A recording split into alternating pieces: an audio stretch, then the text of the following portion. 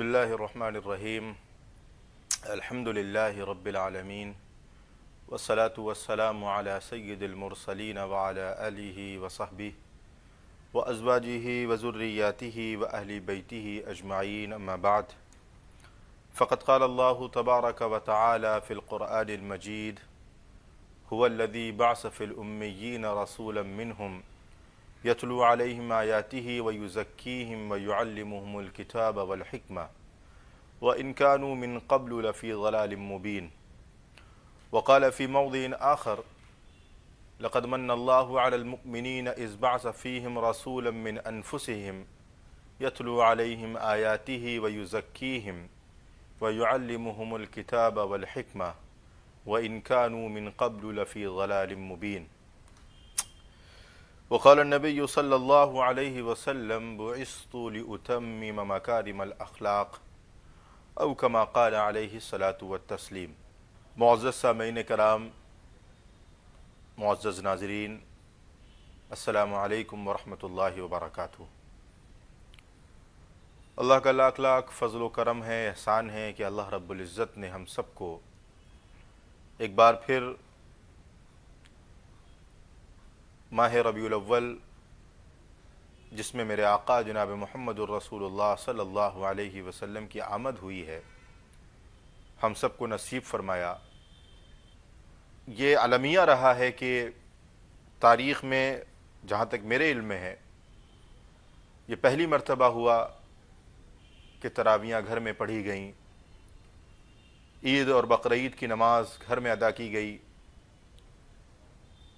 تمام تر مجالس، تمام تر جلسے جلوس آن لائن کیے گئے، مجمع، جلسے، اجتماعات پر پابندیاں رہیں، اور ہر مذہب کا، چاہے وہ کسی بھی مذہب کا ماننے والا ہو، ہر مذہب کے لیے ایک گائیڈ لائن جاری ہوئی۔ ظاہر ہے کہ اب یہ تمام چیزیں ہر مذہب کے ماننے والے نے اپنائیں، اور بحیثیت مسلمان چونکہ ہماری یہ ذمہ داری ہوتی ہے کہ ہم حکومت کی طرف سے جاری کردہ گائیڈ لائن، رول اور ریگولیشن، پروٹوکول کا پوری دیانتداری کے ساتھ، پوری ایمانداری کے ساتھ پالن کریں، اس کی اتباع کریں۔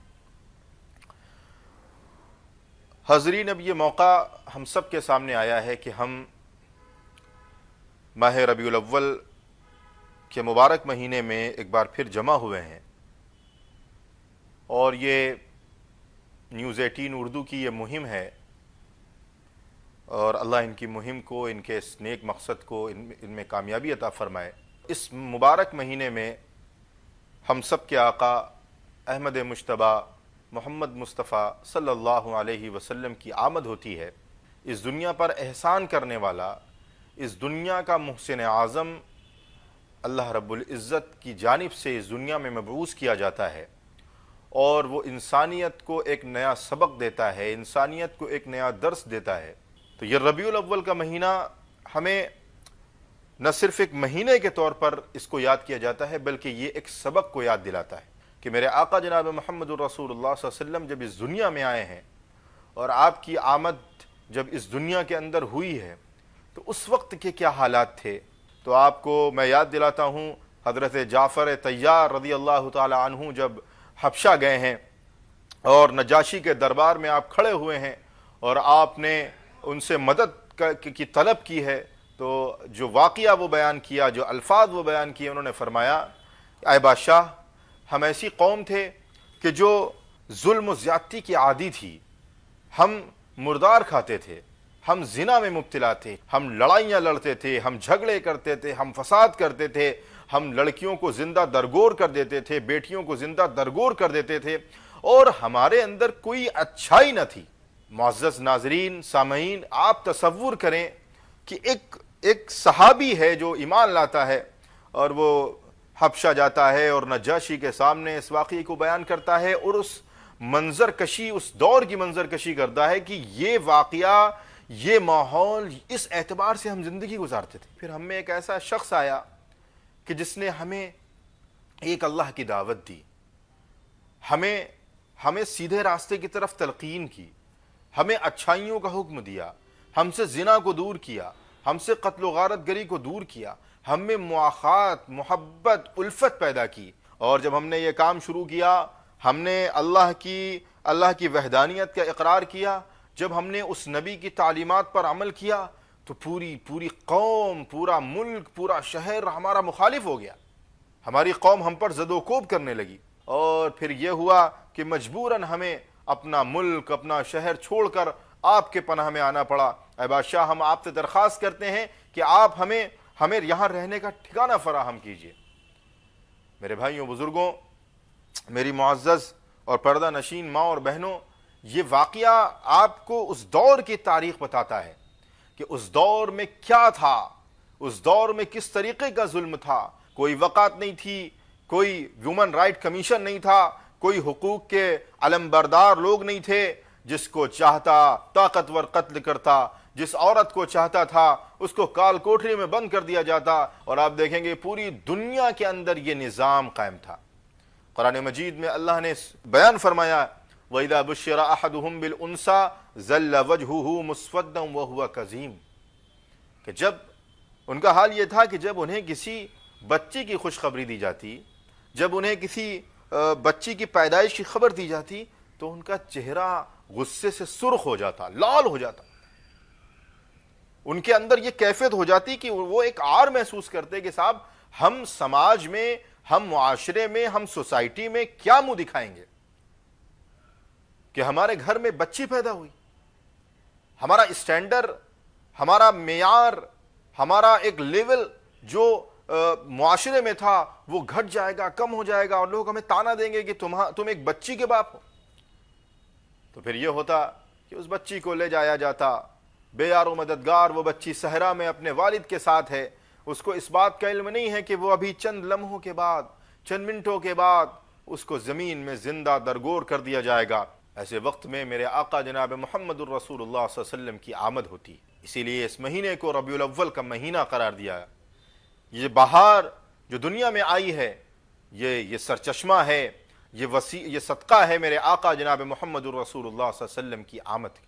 حدیث پاک کا مفہوم ہے کہ اللہ نے زمین پر نظر ڈالی تو اللہ تعالیٰ کو سوائے چند اہل کتاب کے جو پہلے کی کتابوں پر ایمان رکھتے تھے، سوائے چند لوگوں کے اور کسی کے دل پاک اور شفاف نظر نہیں ہے۔ اللہ تو رحیم ہے، کریم ہے، اپنے بندوں کو معاف کرنے والا ہے۔ اللہ تعالیٰ نے پھر ایک راستہ اختیار کیا، اور پھر اللہ تعالیٰ نے بندوں پر اور امت پر اور انسانوں پر رحم کیا، اور آخر میں ہم سب کے آقا جناب محمد الرسول اللہ صلی اللہ علیہ وسلم کو اس دنیا میں مبعوث فرمایا۔ اور جب آپ اس دنیا میں آئے تو آپ نے اپنی بعثت کا مقصد جو بیان فرمایا، جس کو قرآن مجید کے اندر اللہ رب العزت نے بیان فرمایا کہ ہم نے ان میں سے ایک رسول ان میں بھیجا ہے، جس کا کام کیا ہے، وہ دلوں کو صاف کرتا ہے، دلوں سے گندگی کو دور کرتا ہے۔ دل کے اندر جو کینہ، بغض، عداوت، حسد، نفرت، طغیانی پیدا ہو گئی ہے، اس دلوں کا تزکیہ کرتا ہے، دلوں کو صاف کرتا ہے۔ وَيُعَلِّمُهُمُ الْكِتَابَ وَالْحِكْمَةَ، اور کتاب کی اور حکمت کی تعلیم دیتا ہے۔ معزز ناظرین، آپ دیکھیں کہ کتاب کی اور حکمت کی تعلیم دی جا رہی ہے، دلوں کا تزکیہ کیا جا رہا، دلوں کی صفائی کی جا رہی ہے، اور یہ درس دیا جا رہا ہے کہ مرض کہاں پر ہے اور علاج کس چیز کا کرنا ہے۔ اسلام دو بازوؤں پر ٹکا ہوا ہے۔ ایک تو بازو اس کا عبادات ہے، آپ نماز پڑھیں، آپ روزہ رکھیں، آپ عقیدہ توحید کو اختیار کریں، اور دوسرا بازو اس کا اخلاقیات ہے۔ اگر آپ اللہ کے رسول کی بعثت کا مقصد آپ دیکھیں اور اس کو غور کریں تو آپ کو یہ اس بات کا علم ہو جائے گا کہ میرے آقا جناب محمد رسول اللہ کو بھیجنے کا مقصد کیا تھا۔ بھیجنے کا مقصد یہ تھا کہ کتاب اور حکمت کی تعلیم دی جائے۔ حکمت سے مراد ہے اعلیٰ اخلاق کی تعلیم دی جائے۔ اسی لیے اللہ کے رسول حضرت عائشہ رضی اللہ تعالی عنہا سے جب پوچھا گیا کہ آپ کے اخلاق کیا تھے، آپ کے اخلاق کیا تھے، تو حضرت عائشہ نے بیان فرمایا کہ آپ کے اخلاق قرآن مجید تھے، اور اللہ تعالیٰ نے فرمایا تھا اِنَّكَ لَعَلَىٰ خُلُقٍ عَظِيمٍ، اے نبی آپ تو اخلاق کی اعلیٰ مثال پر ہیں، آپ تو اخلاق کی اعلیٰ قدروں پر ہیں. آپ کو اللہ تعالیٰ نے ایک اسوہ اور ایک نمونہ بنا کر امت کے لیے بھیجا ہے، اور فرمایا لَقَدْ كَانَ لَكُمْ فِي رَسُولِ اللَّهِ أُسْوَةٌ حَسَنَةٌ، کہ تمہارے لیے ایک آئیڈیل اور ایک نمونہ اور ایک اسوہ ہے رسول اللہ صلی اللہ علیہ وسلم کی زندگی میں. اور یہ اسوہ، یہ نمونہ صرف مسلمانوں کے لیے نہیں ہے، صرف کسی اور مذہب یا کسی اور شہر یا کسی اور ملک کے ماننے والوں کے لیے نہیں ہے، بلکہ یہ اسوہ، یہ نمونہ، یہ آئیڈیل، یہ طریقہ، یہ پوری انسانیت کے لیے. کیونکہ آپ کو پتا ہے کہ اللہ کے رسول صلی اللہ علیہ وسلم کو کسی خطے، کسی قبیلے، کسی علاقے، کسی شہر یا کسی مذہب کے لیے رسول بنا کر نہیں بھیجا گیا، بلکہ آپ کو تمام عالم کے لیے رسول بنا کر بھیجا گیا ہے، تمام عالم کے لیے رحمت بنا کر بھیجا گیا ہے. تو میں نے عرض کیا کہ عبادات، آپ نماز پڑھیں، آپ روزہ رکھیں، آپ زکوٰۃ دیں، آپ حج کریں، آپ توحید کا اقرار کریں، یہ عبادات ہیں. اور ایک بازو اس کا اخلاقیات ہے.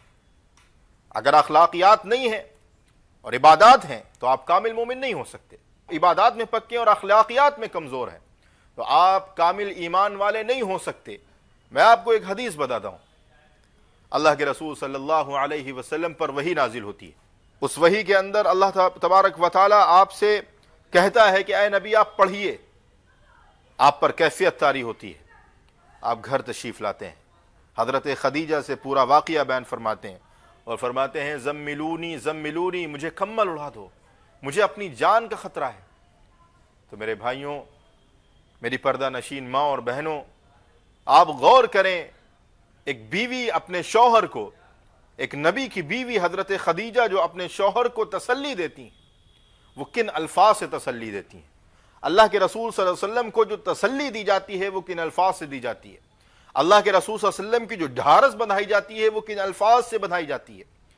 حضرت خدیجہ فرماتی ہیں کہ آپ غم نہ کریں، آپ فکر نہ کریں، آپ پریشان نہ ہوں، آپ بالکل گھبرانے کی ضرورت آپ کو نہیں ہے.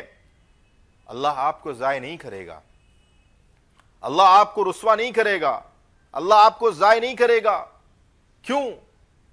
اس لیے نہیں کرے گا کیونکہ آپ غریبوں کی مدد کرنے والے ہیں، آپ کمزوروں کا بوجھ اٹھانے والے ہیں، آپ ناتوانوں کی حمایت کرنے والے ہیں، آپ کمزوروں کا ساتھ دینے والے ہیں، آپ لوگوں کا بوجھ اٹھانے والے ہیں.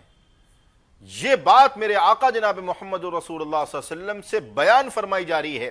آپ کے جو اوصاف بیان کیے جا رہے ہیں وہ یہ نہیں بیان کیے جا رہے ہیں کہ آپ غار حرا میں عبادت کرنے والے ہیں، آپ رات رات تہجد پڑھنے والے ہیں، آپ اتنے نوافل پڑھنے والے ہیں، آپ ایسے کام کرنے والے ہیں، بلکہ یہ کہا جا رہا ہے کہ آپ کا معاملہ تو یہ ہے کہ آپ غریبوں کی مدد کرنے والے ہیں، آپ مفلسوں کی حمایت کرنے والے ہیں، آپ ناتوانوں کی حمایت کرنے والے ہیں، آپ کمزوروں کا بوجھ اٹھانے والے ہیں. میرے بھائیوں، میرے بزرگوں، میری ماں اور بہنوں، ذرا غور کریں کہ اس امت کو کیا سبق دیا جا رہا ہے.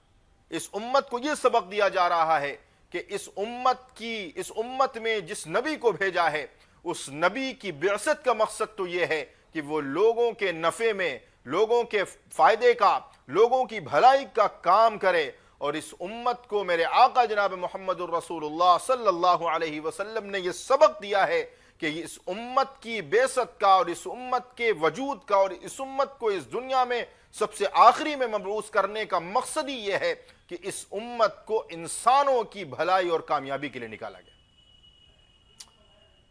آپ دیکھیں کہ اللہ کے رسول نے کیا فرمایا. آپ نے فرمایا، ایک صحابی نے پوچھا احب ان اکون خیر الناس، اے اللہ کے رسول میں سب سے بہتر انسان بننا چاہتا ہوں، میں سب سے اچھا انسان بننا چاہتا ہوں، میں سب سے بہتر انسان بننا چاہتا ہوں، میں کیا کروں؟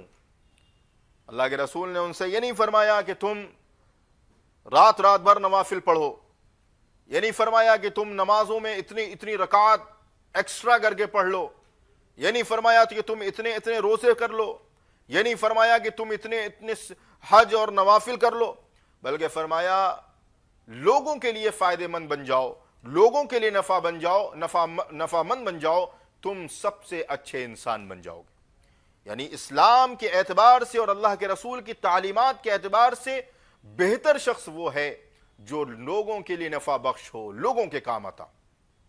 اگر آپ لوگوں کے کام نہیں آتے ہیں تو آپ ایک اچھے مومن، ایک اچھے ایمان والے، ایک اچھے اللہ کے رسول کے امتی نہیں بن سکتے۔ میرے آقا نے اپنی تمام تر تعلیمات میں اس بات کا ذکر کیا ہے کہ کہیں کتے کو پانی پلانے سے نجات کا ذریعہ ہوتا ہے، کہیں پیاسی بلی کو، بھوکی بلی کو کھانا کھلانے سے، کہیں کسی مخلوق کے ساتھ ہمدردی کرنے سے۔ اسی لیے اللہ کے رسول صلی اللہ علیہ وسلم نے ارشاد فرمایا تھا، الخلق عیال اللہ، یہ تمام مخلوق اللہ کا کنبہ ہے، اللہ کی فیملی ہے۔ اس میں مذہب کے نام پر تفریق نہیں ہے، مذہب کے نام پر کوئی باؤنڈیشن اور قید نہیں ہے کہ یہ مسلمان ہے تو اس کے ساتھ حسن سلوک کیا جائے، یہ مسلمان نہیں ہے تو اس کے ساتھ ظلم و زیادتی کی جائے، یہ مسلمان نہیں ہے تو اس کے ساتھ یہ فسادات اور یہ انتقامات لیے جائیں۔ بلکہ اللہ کے رسول صلی اللہ علیہ وسلم نے پوری امت کو یہ درس دیا اور سبق دیا ہے کہ اگر کوئی انسان قدرت کے باوجود، طاقت کے باوجود کسی کو درگزر کرتا ہے، کسی کو معاف کرتا ہے، کسی کے ساتھ صبر کا معاملہ کرتا ہے، تو ایمان کے اعتبار سے افضل مومن وہ ہے۔ ایک موقع پر ایک واقعہ یوں یاد آیا کہ حضرت ابو بکر رضی اللہ تعالی عنہ تشریف فرما ہے۔ ایک شخص آیا اور حضرت ابو بکر کو گالیاں دینے لگا۔ اللہ کے رسول سامنے بیٹھے ہیں، اللہ کے رسول مسکرا رہے ہیں، وہ گالیاں دے رہا ہے، اللہ کے رسول مسکرا رہے ہیں۔ جیسے ہی حضرت ابو بکر نے اس کے جواب میں کچھ کہا، اللہ کے رسول فوراً اٹھے اور چلے گئے۔ حضرت ابو بکر کو بڑی خلش ہوئی کہ یہ شخص اتنی دیر سے مجھے گالیاں دے رہا تھا، میں نے کچھ نہیں کہا، آپ بیٹھے ہوئے تھے، آپ اللہ کے رسول کے پاس گئے، اللہ کے رسول سے کہا، اللہ کے رسول یہ شخص اتنی دیر سے مجھے گالیاں دے رہا تھا اور آپ بیٹھے تھے، آپ مسکرا رہے تھے، جیسے میں نے اس کا جواب دیا آپ چلے گئے۔ اللہ کے رسول نے فرمایا کہ دیکھو ابو بکر، جب وہ تم کو گالیاں دے رہا تھا تو تمہارے ساتھ ایک فرشتہ تھا جو تمہاری جانب سے اس کو اس کے کیے ہوئے کام، اس کی برائیوں کا جواب دے رہا تھا۔ جیسے ہی تم نے اپنی زبان سے اس کو جواب دینے کی کوشش کی، وہ فرشتہ تمہارے ساتھ تھا، وہ اٹھ کر چلا گیا۔ میرے بھائیوں، بزرگوں، معزز ناظرین، یہ جو مہینہ میں نے آپ سے ذکر کیا، یہ مہینہ صرف اس لیے نہیں ہے کہ ہم چند کتابوں اور چند سیرت کے پہلوؤں اور چند سیرت کے نقوش کا آپ کے سامنے ذکر کر دیں، بلکہ یہ جو مقصد نبوت ہے، جو مقصد بعثت ہے، وہ کیا ہے کہ لقد من اللہ علی المؤمنین اذ بعث فیہم رسولا، کہ اللہ نے تم پر احسان کیا ہے کہ ایک نبی کو بھیج دیا۔ وہ نبی تمہیں کیا بتاتا ہے؟ وہ بتاتا ہے کہ تم حکمت کے ساتھ کام کرو۔ حکمت کیا ہے؟ اچھے اخلاق۔ اللہ کے رسول نے کیا فرمایا تھا؟ اکمل المؤمنین ایمانا احسنهم اخلاقا، تم میں کامل ایمان والا وہ ہے کہ جس کے اخلاق سب سے اچھے ہوں۔ تو میں نے کیا ذکر کیا آپ سے کہ اسلام کے دو بازو ہیں، عبادات کا ایک بازو اور ایک اخلاقیات کا بازو۔ آپ نے ایک بازو پکڑ لیا، آپ نمازیں پڑھ رہے ہیں، نوافل پڑھ رہے ہیں، زکوٰۃ دے رہے ہیں، حج کر رہے ہیں، صدقہ کر رہے ہیں، لیکن میرے بھائیوں آپ کے اخلاقیات درست نہیں، آپ کے اخلاقی معاملات درست نہیں۔ جب اخلاق درست نہیں ہوگا، اور میں آپ کو ایک بات اور عرض کر دوں کہ عبادات جو اسلام میں فرض کی گئی ہیں ان کا اصل مقصد یہی تھا کہ اس کے ذریعے سے اخلاق درست ہوں۔ میں نے آپ سے عرض کیا کہ جب اللہ کے رسول آئے ہیں، جو حضرت جعفر نے واقعہ بیان کیا کہ سب پر ظلم کیا جا رہا ہے، بچوں کو زندہ درگور کیا جا رہا ہے، عورتوں کو جلایا جا رہا ہے، عورتوں کو کال کوٹریوں میں بند کیا جا رہا، اور اس کے باوجود بھی ستم آرائی یہ کہ یورپ جو آج کے دور میں ویمن رائٹ کا بہت بڑا علمبردار ہے، اس کے یہاں حال یہ تھا کہ زندہ غلاموں کو اپنی محفلوں میں جلایا جاتا تھا۔ ایک غلام کو پکڑا جاتا، اس کو آگ لگائی جاتی اور اس کی روشنی سے اپنی محفلوں اور اپنی مجلسوں کو مزین کیا جاتا، چاہے وہ انسانوں کے حقوق ہوں، چاہے وہ کمزوروں کے حقوق ہوں، چاہے وہ عورتوں کے حقوق ہوں، چاہے کسی کے حقوق ہوں۔ اگر اس امت اور انسانیت پر کسی نے احسان عظیم کیا ہے تو میرے آقا جناب محمد الرسول اللہ صلی اللہ علیہ وسلم نے کیا۔ اللہ کے رسول جب اس دنیا سے رخصت ہو رہے ہیں تو اپنی بیویوں کے بارے میں ایمان والوں کو، امت کو نصیحت کر کے جا رہے ہیں کہ دیکھو ان کے ساتھ ظلم و زیادتی کا معاملہ نہ کرنا، یہ نہ ہو کہ تم اپنی بیویوں کو پیر کی جوتیاں سمجھ لینا جیسے پہلے زمانے میں تصور تھا۔ ہر اعتبار سے میرے آقا نے ارشاد فرمایا۔ اور آخری بات میں آپ سے عرض کر دوں، قرآن مجید کے اندر اللہ رب العزت نے اللہ کے رسول کے ذریعے سے ایک بنیادی آیت ایمان والوں کے لیے، خاص طور پر ان لوگوں کے لیے جو اپنے آپ کو مسلمان کہتے ہیں، اپنے آپ کو اللہ کے رسول کا امتی قرار دیتے ہیں، ان کے لیے فرمایا ان اللہ یأمر بالعدل والإحسان وَإِيتَاءِ ذِي الْقُرْبَى وَيَنْهَى عَنِ الْفَحْشَاءِ وَالْمُنْكَرِ وَالْبَغْيِ يَعِظُكُمْ لَعَلَّكُمْ تَذَكَّرُونَ۔ کیا فرمایا؟ اللہ تعالیٰ تمہیں حکم دیتا ہے۔ یہ آیت ہم ہر جمعے میں سنتے ہیں، ایک کان سے سنتے ہیں دوسرے کان سے نکال دیتے ہیں۔ اس امت کو یہ سبق دیا جا رہا ہے کہ اللہ تعالیٰ تمہیں حکم دیتا ہے عدل کا، حق تلفی نہیں کرنے کا، ناانصافی نہیں کرنے کا، عدل کرنے کا، احسان کرنے کا۔ وَإِيتَاءِ ذِي الْقُرْبَى، رشتہ داروں کے ساتھ، قربت والوں کے ساتھ حسن سلوک کرنے کا۔ اب وہ قربت والے کون ہیں؟ وہ قربت والے یا تو ہمارے رشتہ دار ہوں گے، یا ہمارے پڑوسی ہوں گے، یا ہمارے ساتھ کام کرنے والے ہوں گے، یا ہمارے آفس میں بیٹھنے والے ہوں گے، یا ہمارا پڑوسی ہوگا، ہماری کرسی کے بغل میں جس کی کرسی ہوگی وہ ذوی القربہ ہو گیا، وہ ہمارا قربت والا ہو گیا۔ ایک تو مانے اس کے رشتہ دار ہو گئے، لیکن جو قربت والا ہے، جو قریب والا ہے، اس میں کوئی قید نہیں فرمائی کہ صاحب وہ مسلمان ہوگا، یا وہ عیسائی ہوگا، یا وہ ہندو ہوگا، یا وہ مسلم ہوگا، یا وہ کرسچن ہوگا، یا وہ کسی اور مذہب کا ہوگا، یا وہ سکھ ہوگا، بلکہ جو بھی تمہارے قریب میں ہو اس کے ساتھ احسان کا، حسن سلوک کا معاملہ کرنا۔ اور یہاں تک کہ نہیں کہ صرف انسانوں تک بلکہ جانوروں تک کے کہا گیا۔ ایک صحابی کا اونٹ آتا ہے، اللہ کے رسول صلی اللہ علیہ وسلم کے پیر کے سامنے بلبلانے لگتا ہے۔ اللہ کے رسول فرماتے ہیں کہ دیکھو یہ اونٹ اپنے آقا کی شکایت کر رہا ہے۔ آپ ان صحابی کو بلاتے ہیں اور کہتے ہیں کہ کیا تم اس اونٹ سے اس کی وسعت اور اس کی طاقت سے زیادہ کام لیتے ہو؟ سنو، اس سے اس کی وسعت اور اس کی طاقت کے بقدر کام لیا کرو۔ تو یہ اونٹ اور یہ چرند اور یہ پرند، یہ تمام تر انسانوں کو، جانوروں کو، مخلوقات کو اگر کسی نے ان کا حق دلایا ہے تو یہ اللہ کے رسول صلی اللہ علیہ وسلم کی ذات گرامی ہے۔ اور میں نے فرمایا نا، ان اللہ یامر بالعدل والاحسان وایتاء ذی القربى، ذوی القربہ کے ساتھ حسن سلوک کرنے کا۔ اور پھر کیا فرمایا؟ وینہی عن الفحشاء والمنکر والبغی، اور تمہیں منع کیا ہے، تین چیزوں کا حکم دیا ہے۔ عدل کرنا، عدل کرنا، ایسا نہ ہو کہ ناانصافی کرنے لگو، ایسا نہ ہو کہ تم حد سے تجاوز کر جاؤ، ایسا نہ ہو کہ تم اپنے حدود کو تجاوز کر جاؤ اور غصے میں آ کر کسی کی حق تلفی کر دو، کسی کے خلاف کوئی کام کر دو، بلکہ قرآن میں اللہ نے فرمایا وَلَا يَجْرِمَنَّكُمْ شَنَآنُ قَوْمٍ عَلَىٰ أَلَّا تَعْدِلُوا، کسی قوم کی دشمنی تمہیں اس بات پر آمادہ نہ کرے کہ تم ناانصافی کرنے والے بن جاؤ۔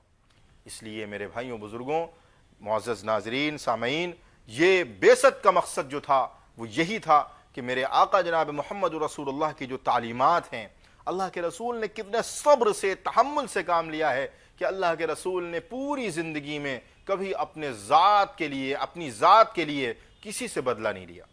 یہ ایمان والوں کی صفت ہے۔ اعدت للمتقین الذین ينفقون فی السراء والضراء والکاظمین الغیظ والعافین عن الناس، جنت تیار کی گئی ہے ان متقیوں کے لیے کہ جو خوشی میں، غم میں اللہ کی رضا کے لیے خرچ کرتے ہیں، غصے کو پیتے ہیں، لوگوں کو معاف کرتے ہیں۔ یہ صفت ہے ایمان والوں کی۔ اور اگر ایمان والا ایسا نہیں ہے تو اس کو اپنی ذات میں غور کرنا چاہیے کہ اس کو غصہ کیوں آتا ہے، اس کو وہ معاف کیوں نہیں کرتا ہے، وہ حسن سلوک کیوں نہیں کرتا ہے۔ میرے بھائیوں، یہ پیغام ہے میرے آقا جناب محمد رسول اللہ صلی اللہ علیہ وسلم کی بعثت کا کہ عبادات پر تو ترجیح دی جائے، لیکن عبادات کے ساتھ ساتھ اخلاقیات پر ترجیح دینا ضروری ہے، حسن سلوک پر ترجیح دینا ضروری ہے۔ اور اگر ہم نے حسن سلوک پر ترجیح نہیں دی تو پھر ہماری عبادات بھی بیکار، ہمارے سارے اعمال بھی بیکار، اور ہم کامل مومن اس وقت ہو سکتے ہیں جب ہمارے اخلاق، ہمارا کردار، ہمارا معاملات اللہ کے رسول صلی اللہ علیہ وسلم کی تعلیمات کے مطابق ہو جائے۔ اللہ سے دعا ہے کہ اللہ تعالی ہم سب کو اس ماہ مبارک میں میرے آقا کی جو تعلیمات ہیں ان پر عمل پیرا ہونے کی توفیق عطا فرمائے۔